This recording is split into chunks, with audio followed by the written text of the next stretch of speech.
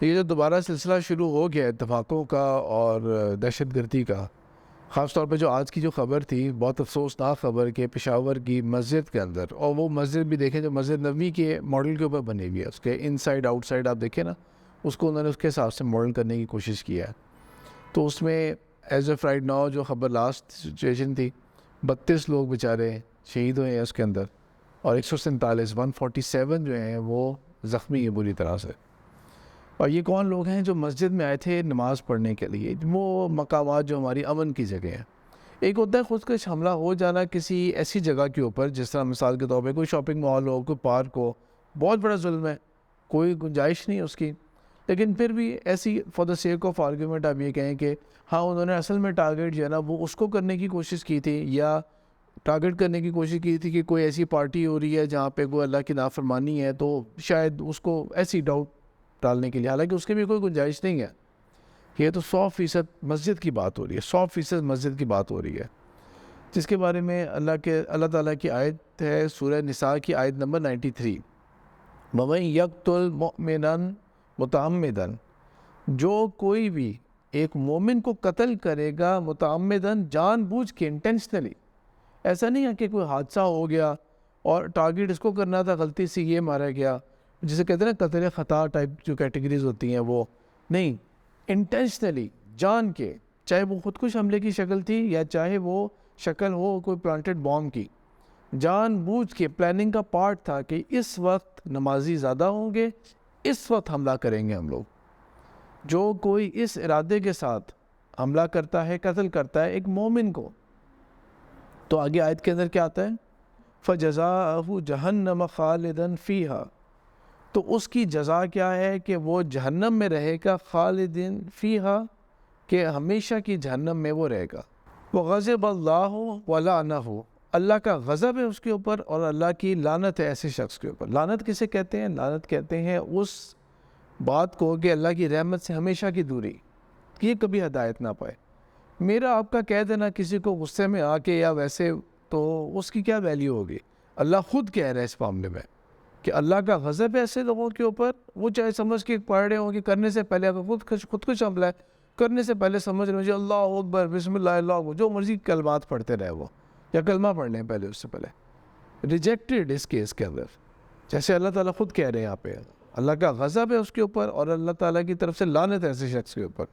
وَعَدَّ لَهُ عَذَابًا عَظِيمًا، اور یہ شخص جو ہے یہ ایسے ایک دردناک عذاب کے اندر جو ہے اس کو ڈال دیا جائے گا، اس کا بدلہ جو ہوگا وہ ایک دردناک عذاب ہوگا اس کا۔ لیکن کوئی سافٹنیس نہیں نظر آ رہی ہے آپ کو، کتنی سخت بات اللہ تعالیٰ کی طرف سے ہو رہی ہے، کتنی سخت بات ہو رہی ہے۔ اور اللہ کے رسول صلی اللہ علیہ وسلم کی حدیث بھی ہے، صحیح بخاری ہے تو کوئی ڈاؤٹ ہی نہیں ہے کہ صحیح حدیث ہے کہ نہیں ہے وہ۔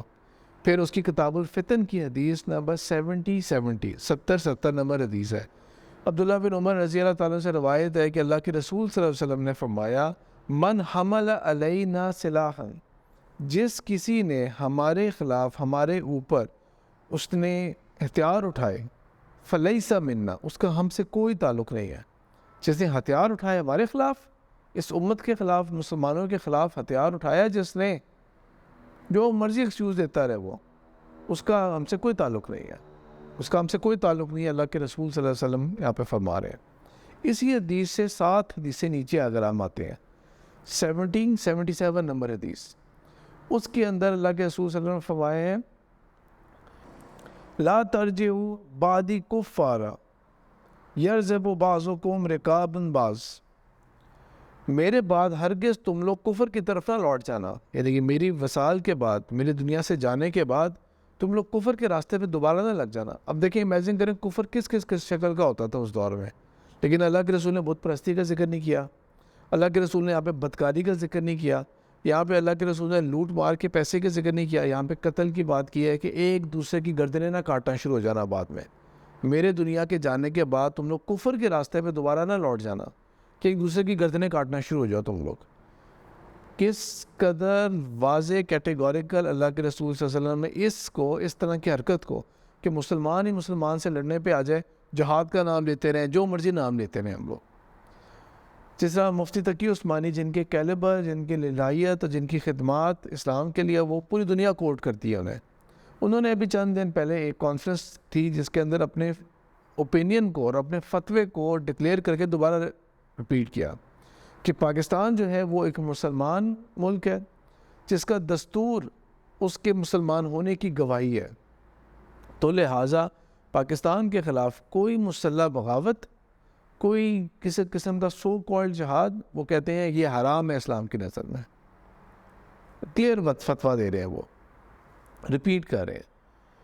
حضرت عمر بن خطاب رضی اللہ تعالیٰ عنہ جب وہ ان کا شہادت کا وقت آیا تھا ان کا، تو وہ فجر کا نماز کا ٹائم تھا، اور وہ جب صفوں میں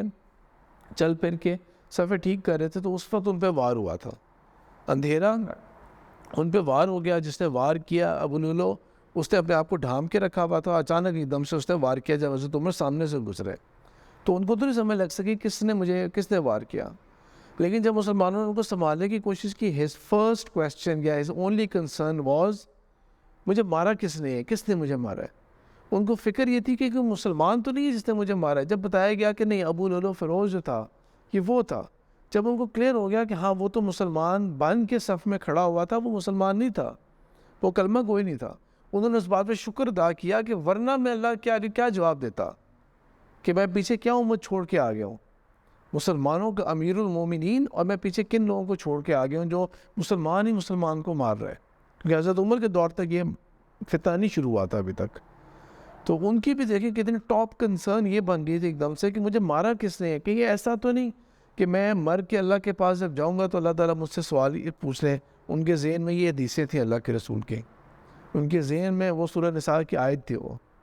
اللہ تعالیٰ ہمارے حکمرانوں کو عقل نصیب کرے کہ انہوں نے ایک فیصلہ جب کر لیا، ہم قوم نے ایک فیصلہ کر لیا آج سے تقریباً 9 سال پہلے،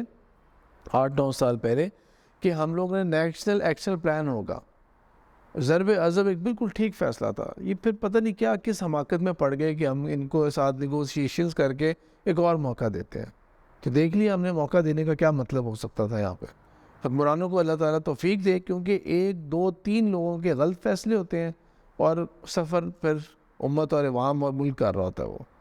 اللہ تعالیٰ سے دعا ہے کہ اللہ تعالیٰ سب لوگوں کو محفوظ اور تحفظ دے،